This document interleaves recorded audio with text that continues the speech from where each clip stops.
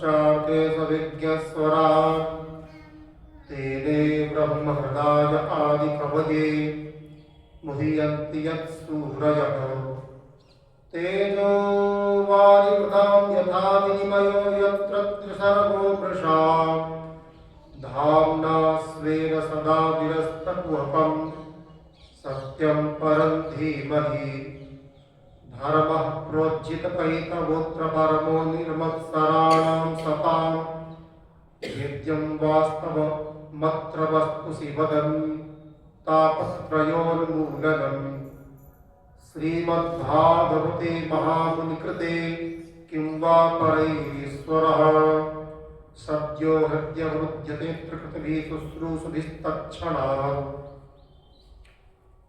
वागीशायस्य वदने लक्ष्मीर्यस्य च वक्षसि यस्यास्ते हृदये संवित् तं नृसिंहमहं भजे श्रीराधा माधव चरणबन्धौ बारम्बार एकतत्त्वदो तनुधरे निकरसपारावार। ओम श्री परमात्मने नमः। श्री गोविंदाय नमो नमः। श्री गुरुचरण कमलेभ्यो नमः। माभ्यो नमः। हरये नमः।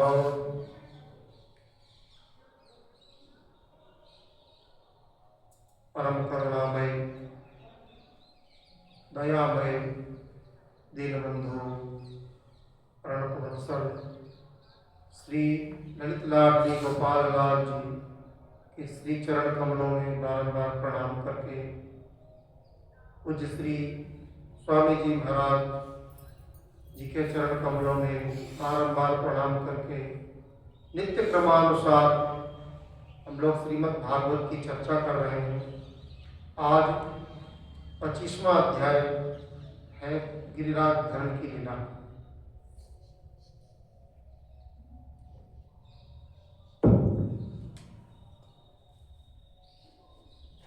इंद्रस्तदात्मनः पूजां विज्ञाय महव्यतां नृप गोपेभ्यः कृष्णनाथेभ्यो नंदादिभ्यश्चुकोपसः। कहते हैं कि इधर भगवान की प्रेरणा से आज्ञा से समस्त ब्रजवासी गण इंद्र की पूजा न करके गिरिराज महाराज की गोवर्धन जी की पूजा किए।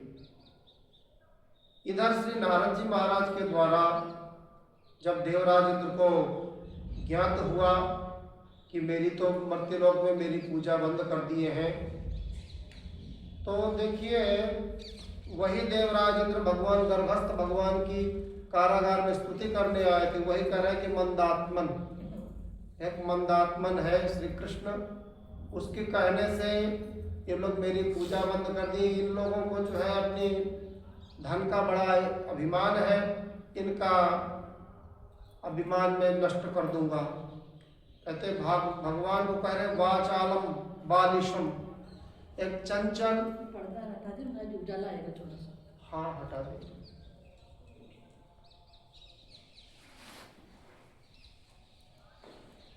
तो कह रहे कि भगवान को देवराज इंद्र कह रहे वाचालम और बालिशम, वाचाल है और मूर्ख है, बच्चा है, उसके कहने से मेरी पूजा बंद करा दिए। ये वास्तव में धन का मद है, उसी का यह परिणाम है। अभी मैं उनको शिक्षा देता हूँ। और उनके जो अनुचर थे सांवर्तक मेघ को उन्होंने आज्ञा दी कि जाओ ब्रज को जो है नष्ट भ्रष्ट कर दो। सांवर्तक मेघ आए और उन्होंने 7 दिन तक 7 दिन 7 रात्रि अनवरत बारिश की। इधर भगवान को ही अपना सर्वस्व मानने वाले ब्रजवासी गण भगवान से प्रार्थना किए कि हे कृष्ण, हे शरणागत वत्सल, हे विपत्ति विनाशक, हम आपकी शरण हैं। आपकी आज्ञा से हमने गिरिराज जी का पूजन किया, अब इंद्र का कोप से आप हमारी रक्षा करेंगे। इस प्रकार जैसे ही ब्रजवासी गण भगवान से प्रार्थना किए, भगवान ने कहा महाहिष्ट डरो मत, अभी मैं आप लोगों की रक्षा करता हूँ। जिनकी हमने पूजा की है वही गिरिराज हमारी रक्षा करेंगे। इधर जो है भगवान सबको बोले कि अपने छकड़ों में सारा सामग्री ले उसमें सब चढ़ा लो और गिरिराज जी के तलाटी पे पहुंचो। सब ब्रजवासीगण वहां पहुंचे। भगवान गिरिराज जी को ऐसे उठा लिए उच्छिलिंद्र भी वो, जैसे बच्चे लोग कुकुर मुत्ता का पेड़ होता छोटा छोटा बारिश में होता है, उसको बच्चे जैसे उखाड़ लेते खेल खेल में, ऐसे भगवान ने गिरिराज जी को एक छत्ता की तरह उठा दिया और उसके नीचे सबको भगवान ने कहा आप सब लोग गिरिराज जी के शरण में आ जाइए, आपको किसी प्रकार का भय नहीं होगा। समस्त ब्रजवासीगण गिरिराज जी की शरण में आ गए। अब देखिए गिरिराज महाराज कितना कोस है, 7 कोस। ब्रज कितना कोस है, 84 कोस। कैसे आ गए गिरिराज जी के नीचे? कहते कर्तुम अकर्तुम अन्यथा कर्तुम समर्थः स ईश्वरः। प्रभो करने न करने में, उलट फेर करने में सर्वसमर्थ है, समर्थ है, उन्हीं को ईश्वर कहते हैं। उनकी कृपा शक्ति से उस समय उतना बड़े गिरिराज जी हो गए। इस प्रकार गिरिराज जी धरण की लीला भई। अब जो है समस्त ब्रजवासी गण कह रहे हैं कि हमारा मैया कह रही कि मेरा छोटा सा लाला इतना बड़ा गिरिराज उठाए है, थक जाएगा, क्या करें कैसे करें। तो मैया के भाव की रक्षा के लिए भगवान ने कहा देखो गिरिराज को हम धारण किए हैं, लेकिन तुम लोग सहयोग करो, अपने अपनी लाठी लगाओ और गिरिराज जी धारण रहे। सब ब्रजवासी गण लाठी लगा दिए और जो है ब्रजवासियों को अभिमान आ गया। उनको लगा कि हमारी लाठी से ही गिरिराज जी टिके हुए हैं। तो सबने उन्होंने कहा कन्हैया आप तुम प्रश्न कर लो, अब हम लोग संभाले हुए हैं। तो भगवान का कहने का तात्पर्य यही है कि कृपा और आश्रय मेरा हो और कृपा और आश्रय का भरोसा रख के कर्तव्य आपका हो। कर्तृत्वाभिमान किसी प्रकार आप में ना हो। जहाँ कर्तृत्वाभिमान आता है वही बंधन होता है। तो गिरिराज जी धारण किए। भगवान ने शिक्षा देने के लिए थोड़ा सा अंगुली नीचे किए। सबने कहा मर गए, अब रक्षा करो। तो भगवान ने पुनः संभाल धारण कर लिए। तो यह है कि कर्तव्य और भगवत आश्रय का, भगवान का आश्रय लेके कर्तव्य पालन में तो कमी ना हो, परंतु कृपा सब संभाल रखती है। इसलिए उस कृपा के आश्रय में रहो। 7 दिन 7 रात्रि। और आनंद वृंदावन चंपू में ऐसा भाव आता है कि जो है मैया चिंतित हो गई कि क्या करें, लाला को 7 दिन तक विश्राम नहीं। तो कुछ गोपियां, कुछ सखा लोगों ने कहा कि मैया ऐसा करो, अपने ये श्री किशोरी जी है ना, उनको सामने बैठा दो, इनको उसी से सारी ऊर्जा प्राप्त हो जाएगी और जो है फिर किसी प्रकार थकान नहीं आएगी। तो श्री जी को सामने बैठा दिए। तो श्री जी का दर्शन करके ठाकुर जी जो है 7 दिन 7 रात्रि उनको कोई थकान ही महसूस न हुई। तो कहते हैं कि कृपा, श्री जी की कृपा से गिरिराज उठाए ठाकुर जी भी कहा सकती है, ऐसे ब्रजभक्त लोग कहते हैं। इस प्रकार 7 दिन 7 रात्रि जब गिरिराज धारण हो गया, इंद्र देवराज इंद्र आए, संवर्तक मेघ इत्यादि सब बारिश करके थक गए। और इधर उनकी कोई बारिश का कोई प्रभाव, जल कहाँ जा रहा है किसी कुछ पता ही नहीं। तो इसमें कहते हैं कि जो अगस्त ऋषि जी प्यासे रह गए थे, तो उनको कहते कि जितना पानी पीना हो आज मौका है, आज आप पानी पी लीजिए। तो वो सारा अगस्त ऋषि जल पी गए। नारद जी से इंद्र मिले, तो क्या ब्रज में कुछ हुआ? बोलो वहां तो रेत उड़ रही है, वहां पानी कहाँ है? देवराज इंद्र की सारा घमंड जो अभिमान था कि मैं त्रिलोकी का स्वामी हूँ, सब भगवान ने चूर कर दिया। इधर भगवान ने ब्रजवासियों को कहा देखो अब विपत्ति जो थी वो सब टल गई, अब आप लोग अपना अपना सपरिवार गायों गोधन को लेकर के और गोपियों को लेकर, बालकों को लेकर अपने अपने स्थान को जाए। अब किसी प्रकार की विपत्ति नहीं है। इधर ब्रजवासी गण आके नंद बाबा के पास बैठ गए, भीड़ के भीड़ आकर के एकत्रित होके, अरे बाबा हमको समझ में नहीं आता है, को सप्ताहायनो बाला को महाद्विविधारणम ततो नो जायते शंका ब्रजनाथ तमात्मदे। हे ब्रजराज, कहाँ 7 दिन का बालक और कहाँ 7 कोस के गिरिराज, हमारी बुद्धि काम नहीं करती, बालक है क्या है, हमको तो बड़ा मतलब संशय हो रहा है, आप कृपा करके यह संशय दूर करिए। तो नंद बाबा ने कहा कि हमको तो कोई संशय नहीं है, आप लोग को संशय क्यों होता है? बोले कि हमको संशय है तो आपको संशय है, तो आप हमारा संशय निवारण करें। तो उन्होंने कहा एक ऐसी लीला जो आज तक किसी को पता नहीं, वो केवल मुझे पता है, महर्षि गर्गाचार्य जी को पता है और दोनों माताओं को पता है, रोहिणी माता यशोदा मैया। वो कौन सी लीला है? नामकरण संस्कार। नामकरण संस्कार जब हुआ था तो महर्षि गर्गाचार्य जी और नंद बाबा, यशोदा मैया, रोहिणी मैया ये गौशाला के अंदर ही चुपचाप कर दिए थे, अपने किसी संबंधी किसी को भी उन्होंने सूचित नहीं किया, ना कोई सहनाई, ना नगाड़ा, ना भेरी, कुछ भी उन्होंने बाधित नहीं किया। तो उन्होंने कहा वहां पर ऐसा गर्ग मुनि ने कहा था, वो मैं आपको कहता हूं। कहते हैं कि बहूनि संत नामानि रूपाणि च सुतस्यते गुण कर्माणि रूपाणि तान्यहं वेदनो जनाः।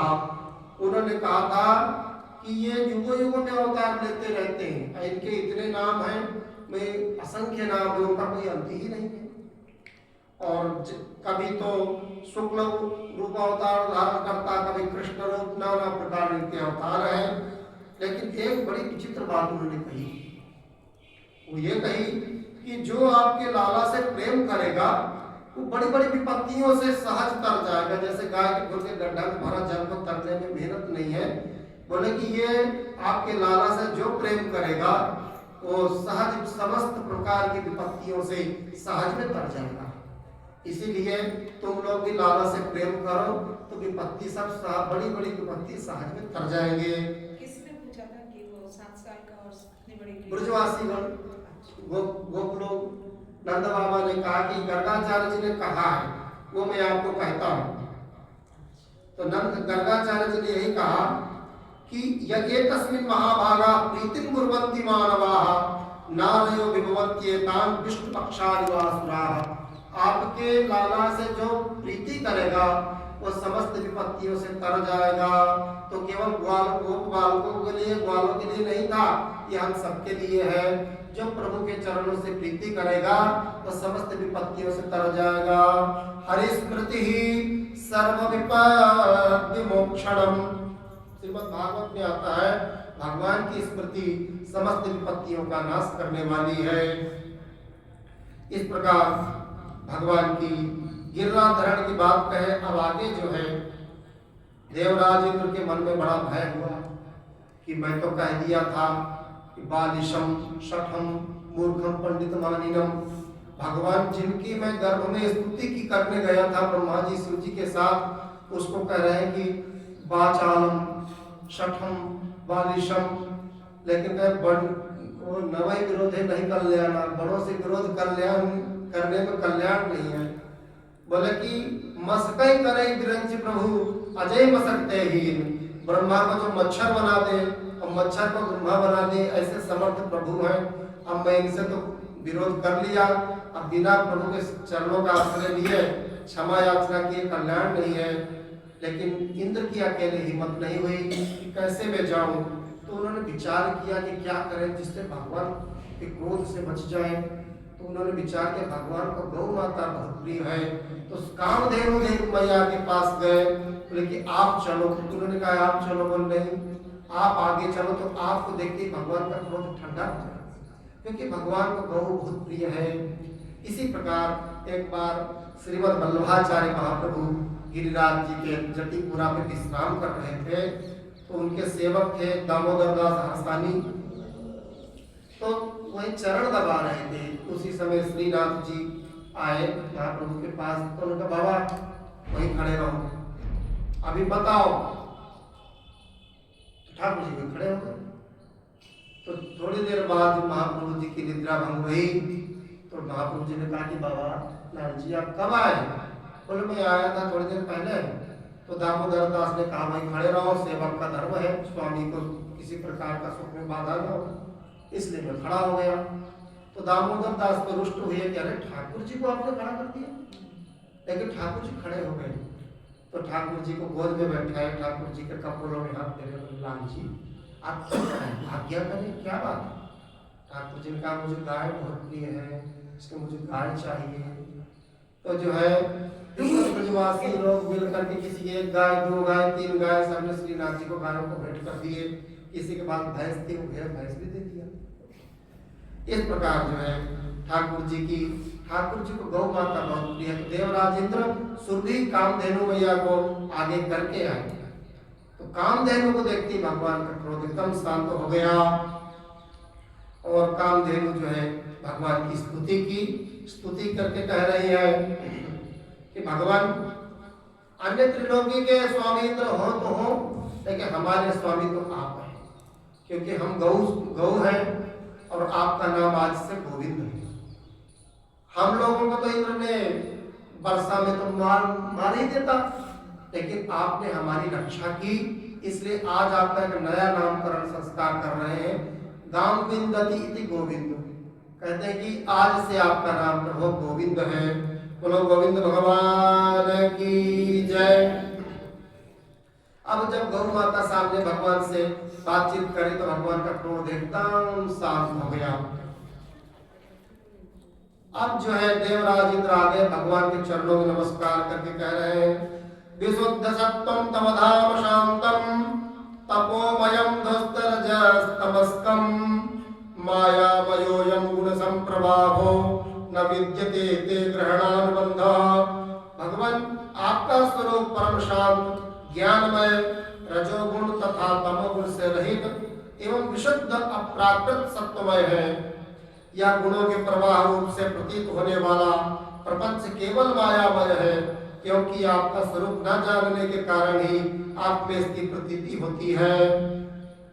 इस प्रकार देवराज इंद्र 4-5 श्लोकों में भगवान की स्तुति की, लेकिन देखिए भगवान इंद्र पर रुष्ट नहीं हुए।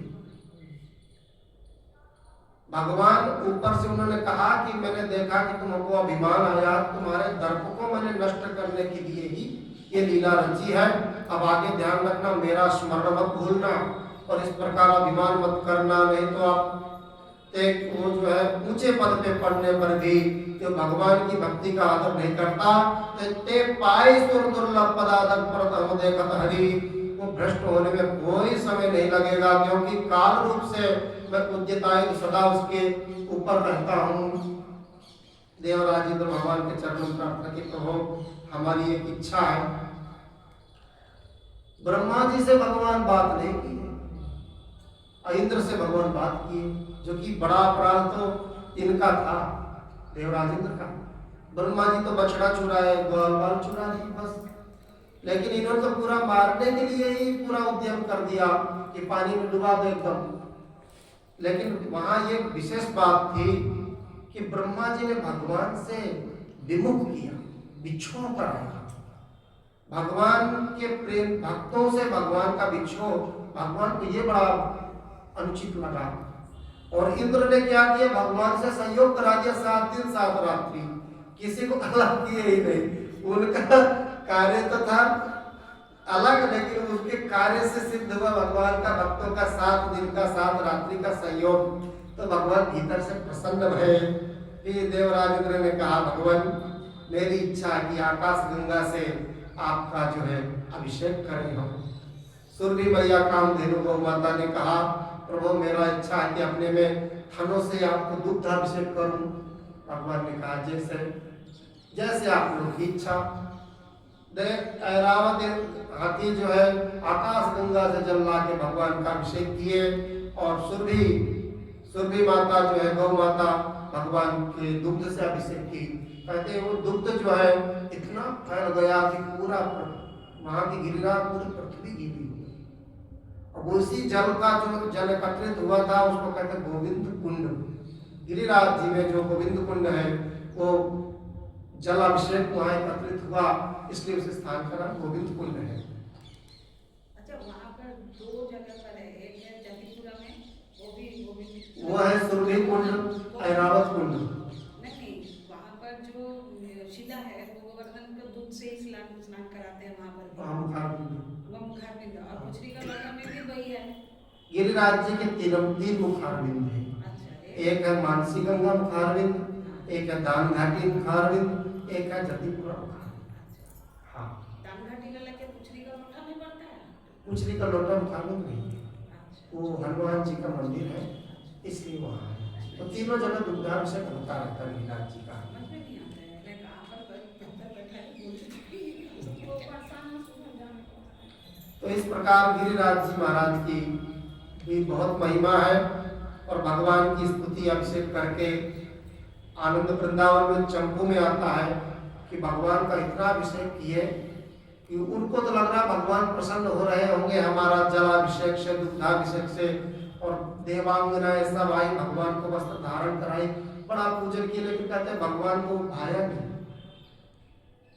जैसे कि मन कहीं और रहा हो, जबरदस्ती उनको नहला धुला रहे हैं, तो ऐसे लगा कह रहे भगवान का मन कहाँ था? तो भगवान का मन था ग्वाल वालों के साथ और यशोदा मैया के साथ और गोपियों के यहाँ माखन चोरी में भगवान का मन पड़ता था, वहाँ मन नहीं लगा उनका। जल्दी करके छुट्टी करो, तुम जाओ, मैं अपने प्रेमी भक्तों से जाकर के मिलूं। इस प्रकार भगवान का अभिषेक गिरिराज धर्म की लीला भई। और एक दिन की बात है, नंद बाबा एकादशी व्रत किए, निर्जला एकादशी की। एकादश्यां निराहारः समभ्यर्च्य जनार्दनम् स्नातुं नंदस्तु कालिन्द्या द्वादश्यां जलमाविशा। एकादशी के दिन निर्जला एकादशी किए, और रात्रि को नींद आती नहीं जब निर्जला करेंगे। तो बाबा के मन में था कि भाई जल्दी ब्राह्मण मुहूर्त में स्नान कर लें, फिर अपना पूजन आदि करके फिर अपना पारणा करेंगे। लेकिन बाबा आसुरी वेला में उनकी निद्रा भंग हुई, और उनको पता न लगा कि ब्राह्मण मुहूर्त है कि आसुरी वेला है। नंद बाबा जो है जल में यमुना जी में प्रविष्ट हुए। नंद घाट है मुझ में, नंद घाट झील घाट उधर है, लगभग यहाँ से 15-20 किलोमीटर दूर है, 20-25 किलोमीटर। तो नंद घाट वहीं पर है जहाँ पर ये लीला भई थी। तो नंद बाबा जल में जैसे प्रविष्ट भय, तो वरुण के अनुचर वहाँ उस समय विचरण कर रहे थे जल में, इसलिए कहते हैं आखिरी वेला में सरोवर, नदी इत्यादि में स्नान नहीं करना चाहिए, ब्राह्म मुहूर्त में ही स्नान करना चाहिए। तो नंद बाबा को वरुण के अनुचर ले गए। वरुण लोग अब इधर नंद बाबा के सेवक लोग गण बाहर प्रतीक्षा कर रहे थे कि बाबा आएंगे, लेकिन वो काफी समय व्यतीत हो गया, लेकिन बाबा नहीं आए। तब सब लोग व्याकुल हो गए। लेकिन भगवान के भक्तों की विशेषता है, जब कभी कोई विपत्ति आती है तो भगवान ही सहारा है, भगवान ही आश्रय है। उन्होंने कहा, हे श्री कृष्ण, आपके पिताजी जल में स्नान करने गए, पता नहीं कहाँ चले गए, वापिस अनेक विपत्तियों से हमारी रक्षा की, तो इस विपत्ति से भी आप हमारी रक्षा करें, कृपा करके आप अपने पिताजी को आनयन करें, उनको लाएं। ठाकुर जी को तो पता ही था, वरुण जी के मन में था कि भगवान के दर्शन ऐसे तो हम कर नहीं पाएंगे, इसी बहाने से भगवान के दर्शन हो जाएंगे। तो जब भगवान जल में डुबकी लगाए, सीधा वरुण लोक की यात्रा पहुंचे। वहां देखे कि वरुण देवता जल में सब पूजा, ये थाल में पूजा सामग्री इत्यादि लेके भगवान के चरण प्रक्षालन करने आ रहे। नंद बाबा बैठे वहां देख रहे हैं, सब